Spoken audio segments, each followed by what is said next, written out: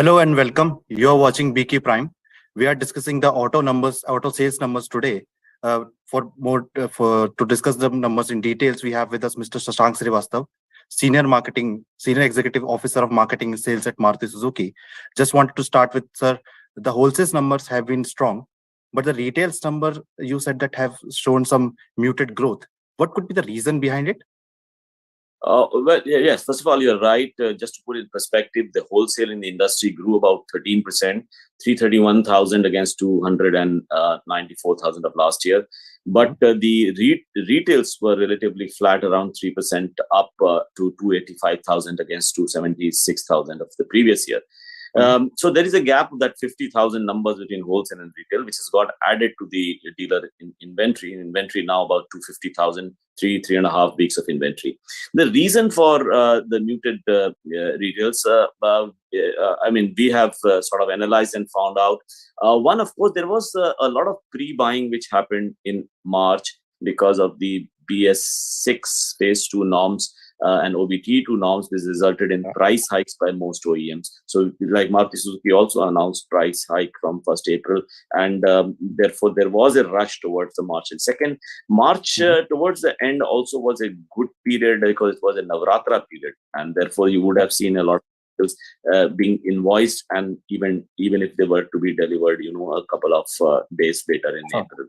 And thirdly, I think rural area, we have seen some unseasonal rainfalls. So the harvesting has been affected a little bit. And that, I guess, is the third reason why the retail were a little muted. Okay. Would you say that there are reasons to assume that this won't continue for the next month because the muted growth that we have seen, you have said the factors that are completely limited to the month that we have seen. So would we say that the retail growth will also pick up once we enter the current month or the next future months? Actually, we would expect that, but as I said earlier, also we are very carefully watching some of the red flags, including some of the economists have given a negative bias to the economy projection itself. The overall economic growth of 6.4%. Some people are saying it has a negative bias because of some recent global events. Second, we are also looking at the auto loan interest rates, which have climbed up in response to the repo rates, which have increased almost 250 basis points. And that effect also kick in because, 80% of the auto sales, passenger vehicle sale is through retail. And third, obviously, is that continued inflation. El Nino seems to be on top of mind, especially when it comes to the monsoon and the agriculture income, and then translating into food inflation and so on. So these are some of the factors which we are closely watching, and hopefully we should see better conditions going forward. Maruti has warned about the shortage of semiconductor continuing this year. So the problem has been stickier than earlier thought. Do you think that because of this, the supply will remain lower than what the demand is, and it will remain a seller's market? We won't see as much discounts or price cuts as we have seen in the earlier year, at least in the SUV space. Would you agree with that statement? Yes, so actually there are two scenarios emerging. There's a set of models which are readily available because the demand is less and the supply is much more. And on the other hand, there are many models. If, for example, in Maruti Suzuki, it is the Ertiga, the XL6, the Vitara, the Brezza, the Baleno, the Desire, where we see the availability less than what the demand is. There, obviously, there won't be any discounts or sales promotion amounts. But on the other hand, there could be some models like the Celerio, the Espresso, the Wagoner, etc., which where the availability is much better. And you are right. We have said that we will see continued pressure on the semiconductor availability of components, especially in certain models. We lost 170,000 units production last year. 46,000 in Q3, 38,000 in Q1. We've lost some numbers in April as well.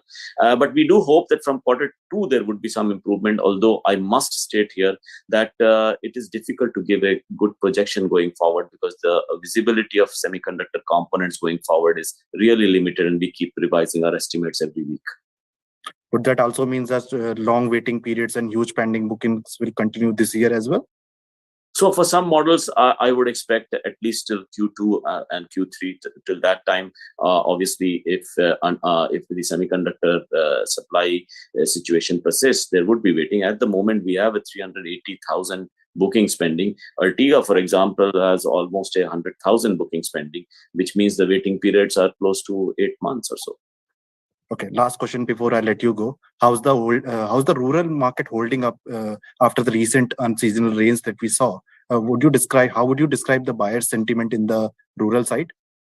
I think in April I saw the rural market, although it grew a little faster than urban, but the gap seems to have really reduced.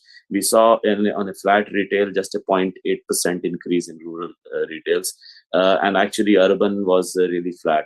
So it's still a little higher, but I would, I mean, at the beginning I would have expected that growth in rural areas to be higher. So I guess it must have the sentiments as well as the actual retails would have got affected because of, especially in the central and northern part of our country, where we had seasonal rains, which affected the harvesting.